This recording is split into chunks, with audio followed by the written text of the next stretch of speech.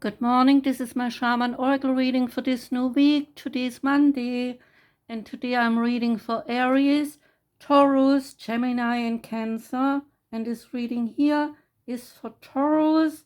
Welcome, Taurus. Before I start, I like to quickly introduce the Wild Unknown Archetypes deck. It has 78 cards altogether. 30 cards relate to the selves, 20 cards relate to the places, and 20 cards relate to the tools. And there are 8 cards that are called the initiations. For this reading, I only use the selves, the places, and the tools cards. I shuffle them before I separated them, then shuffled them, and I assigned one card each to each zodiac. And this now is the reading for you, Taurus. The Selves card that came out for you is the Destroyer. And this Destroyer is in Hinduism the Supreme Being. It is Shiva himself, part of the Hindu Trinity called Trimurti. And the other two are Brahma and Vishnu. Shiva is the Supreme Lord. He creates, protects, and transforms or destroys the universe in order to create. So in this deck, the Destroyer is the savage, the unexpected, and also the rejected. The Destroyer, the final of the 3 archetypes in the trio of existence, has necessary yet painful work to do in the world. Culturally, we have an aversion to endings, and we hang on to permanence as a signifier of success. Yet the Destroyer pulls the rug out from underneath relationships, jobs, homes, and all forms of security. It is the part of us that wants things to end. Its painful orientation is to uncover our true purpose. So the Destroyer does not let us linger long in comfort, as it knows not much happens in that realm. With its piercing eyes, it seeks out stagnancy from a distance, and the rest, well, becomes history. In the old myths, this is the moment when heads begin to roll. The ground opens up and castles, they crumble. So hold on for the ride. The Destroyer has arrived. In old tales, the Destroyer sometimes appears as a black dog, and in other times it takes the form of gods and goddesses such as Shiva, Kali, and Aphrodite. And Aphrodite is the enemy of the Egyptian sun god Ra.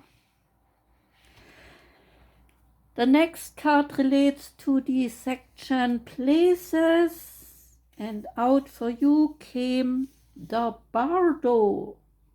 What does that mean, the Bardo? Well, in the Tibetan tradition, after death and before one's next birth, when one's consciousness is not connected with a physical body, one goes or travels through a variety of experiences, of phenomena, And this state is called Bardo. And the card Bardo in this deck relates to the liminal, the in-between, and the transition. It is said that the Bardo is a place between this life and the next, a liminal realm through which souls have to pass. Envisioning this inherently mysterious space creates the potential for us to rise above the concerns of this world and see our relationships through a cosmic and timeless lens. We may receive messages from those who are no longer with us, or see visions of lives not yet lived. In the Bardo, there is potential to forgive the unforgivable, to say the unsaid, to see the unseen, to love the unloved, to let go of all the things that cause us pain. The Bardo suspends us in its spaciousness for just long enough to open us to higher wisdom. Its energy does not belong to the earth as we know it, but rather to the cosmic network of which we are a single thread. When the veil between this life and the next is thinned, energy is stirred, and this allows for remarkable healing and vision. The Bardo is not to be feared. Take advantage of its energy by recognizing what needs to be resolved. Trust that there is a message for you from beyond, and ask then, who is speaking?